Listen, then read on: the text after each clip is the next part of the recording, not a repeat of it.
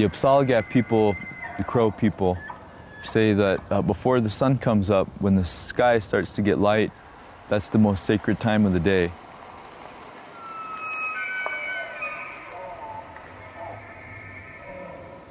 Waking up in Yellowstone in the fall, the smell of the leaves, the fresh air coming down from the mountains, and then the sound of the elk bugle takes you back, puts you in a place that's very serene.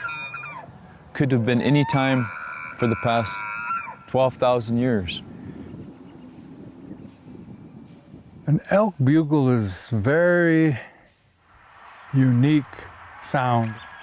When you hear an elk bugling and you're nearby, it is just a wonderful experience. A large bull can make the hair on the back of your neck stand up.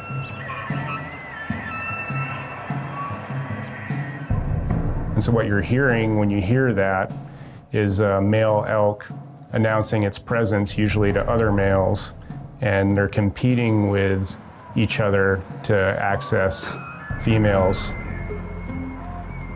This is called the elk rut.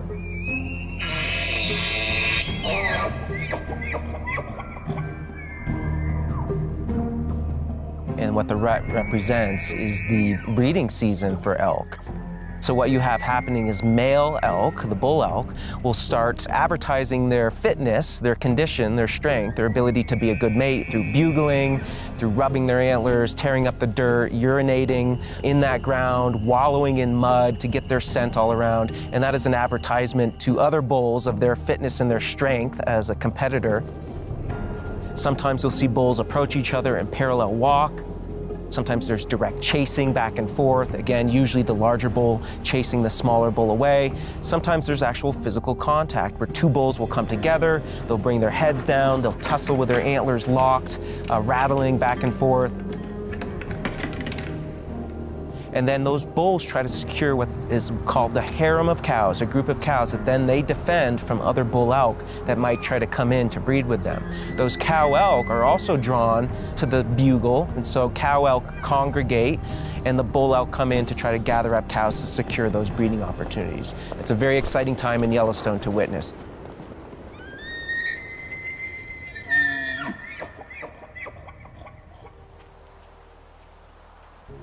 Elk are a member of the deer family that we call, in the scientific name, the Cervidae.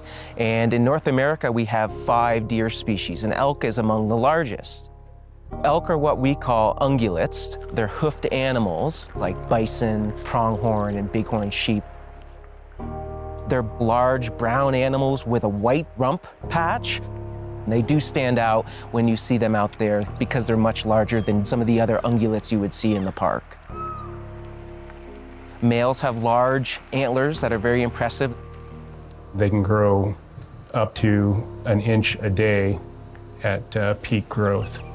And once they've finished growing to their full size, the blood vessels that supply the antler die and that skin that covers the antler is shed off. Then that leaves a dead, bony core.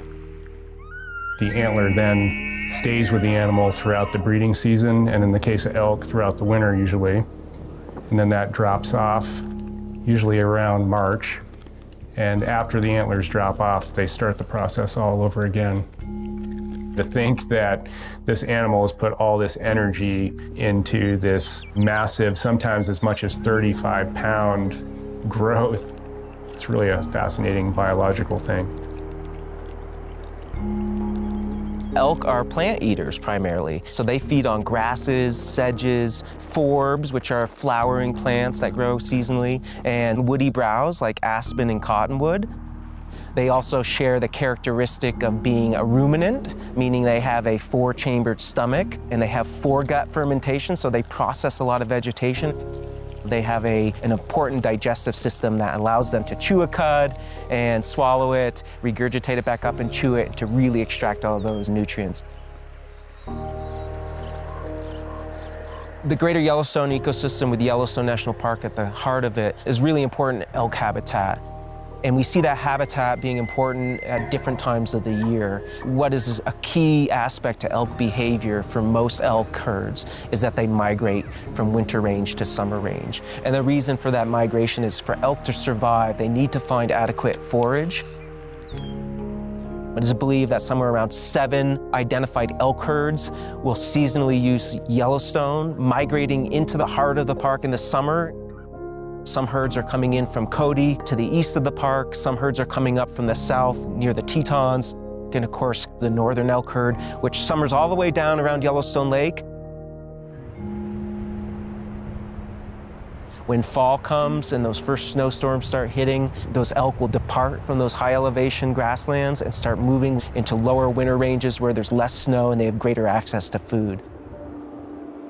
Some of our elk herds, particularly those that use the southern part of the ecosystem in the summer, many of those elk are migrating south towards Grand Teton National Park, Jackson Hole, and the National Elk Refuge. The National Elk Refuge provides critical winter habitat for the Jackson elk herd. That's why they return from their summer ranges each season. On average, about 7,500 elk winter on the National Elk Refuge. The Jackson elk herd is one of the most well-known and historically significant herds in the greater Yellowstone ecosystem because it's so easy to see the elk in the wintertime.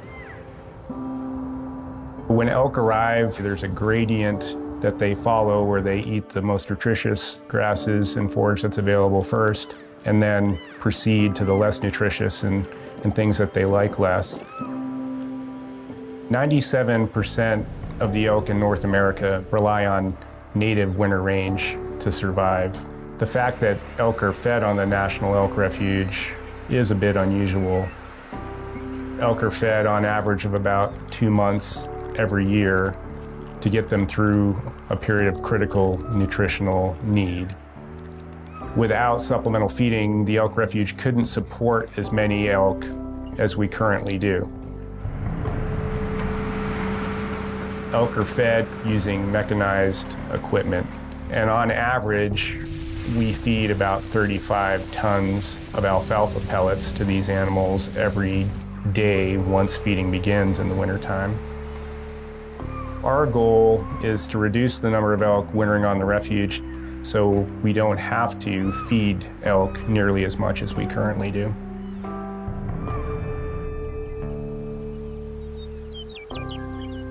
In the spring, elk move off to their summer ranges in smaller groups than people observe them during the winter months. And during that time, usually around May, those elk that are pregnant will isolate themselves and give birth to calves. Within the first couple hours of its life, it's up on its feet and mother starts cleaning it off. Quite wobbly, but within the first day, they can be up and running. What's really important to an elk calf survival early on is having access to its mother's milk. That's an incredibly nutrient-rich source of food that's important for that early development. Elk calves are spotted, they're small, they have this red, brownish colored coats and fuzzy little heads. They're very playful when you see them bouncing around their mothers. Really enjoyable to watch for anyone, whether you're a park visitor or a biologist. Elk provide a lot of food for scavengers and carnivores. Wolves, cougars, grizzly bears, black bears rely heavily on elk meat for their survival. So they really are a key part of our food web. Grizzly bears and black bears have learned that elk young are vulnerable right after they are born. And so they're out there actively searching for a newborn elk calf. Once that elk calf is able to move with its mother, then the grizzly bear is out there actively looking for a herd that maybe he can ambush. So elk calves need to learn how to have the stamina to run for quite a ways as early in their life as possible. That way they're able to evade a predator like a grizzly bear.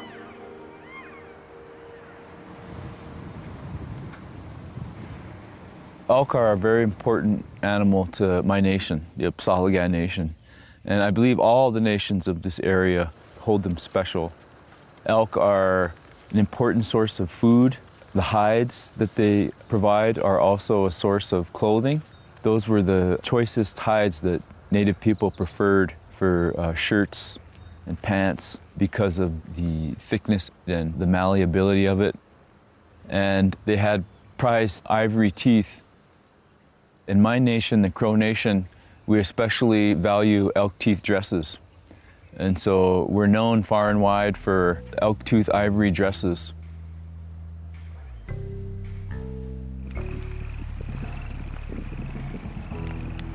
One of the most important things about getting to know a place is understanding the history of it.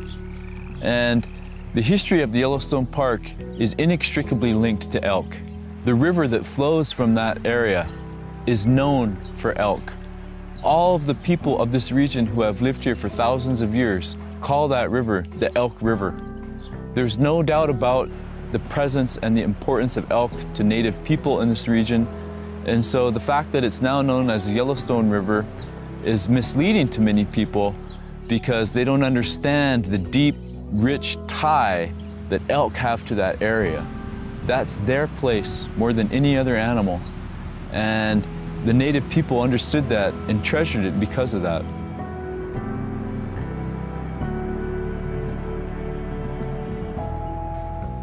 The area in and around Yellowstone National Park has always been a really, really important hunting and gathering area for Blackfeet people.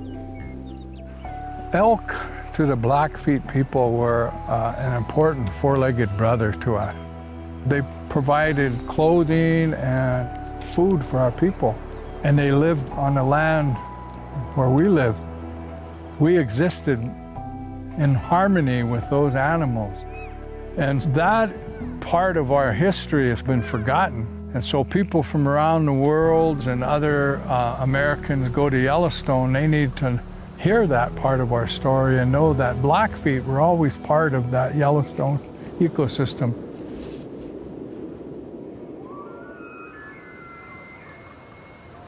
Elk have a rich history here in Yellowstone National Park. Prior to the park being established, elk faced dire consequences with market hunting and poaching. Elk range shrunk, and the core protected area was Yellowstone National Park around the time of its development. So Yellowstone plays a key role in elk conservation in North America. In the early 1900s, in the absence of their main regulatory force, which would be native carnivores, elk herds increased in size. Early on, park managers felt it was now too many elk on the landscape, and so there was culling. In fact, Yellowstone elk, about 15,000 of them, were translocated throughout North America, 38 states, Canada, Argentina, Mexico, and Yellowstone elk became the key animal to establish elk herds throughout North America. So we can thank the success of today's elk conservation to Yellowstone National Park. There are two diseases that elk carry, and that would be brucellosis and chronic wasting disease. Roughly 20 to 25% of elk in the greater Yellowstone test positive for brucellosis.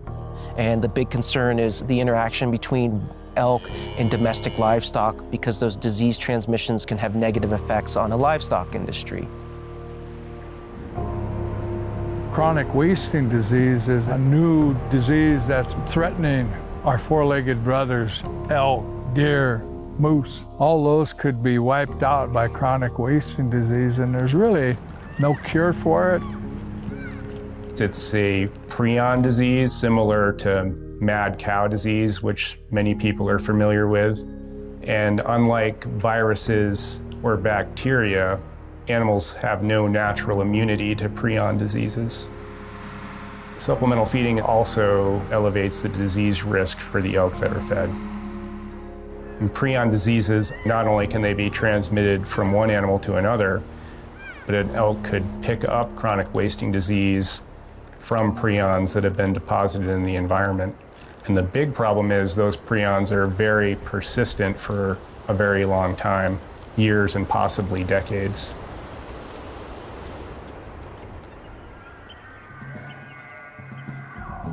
Elk, like all wildlife in our region, can be dangerous to people.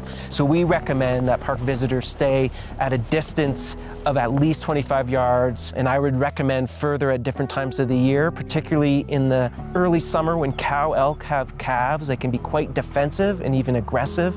Similarly, during the rut in the fall, bull elk are very much focused on breeding behavior. So it's important to be able to enjoy an animal like the elk on our Yellowstone landscape, but to do so safely. Elk are an icon of the American West for many people, whether it be that impressive bull elk bugling on the landscape in the fall, or that large herd of cows with their calves moving across the summer landscapes. They really represent that wildness that people attribute to the greater Yellowstone ecosystem. Elk are an essential aspect of this region. Their character, their presence are all things that make Yellowstone what it is. It would be a travesty for our grandchildren to go into the woods and not hear the sound of a rutting bull elk and know that they're there living the same way that their ancestors lived. We want them to be able to thrive and prosper.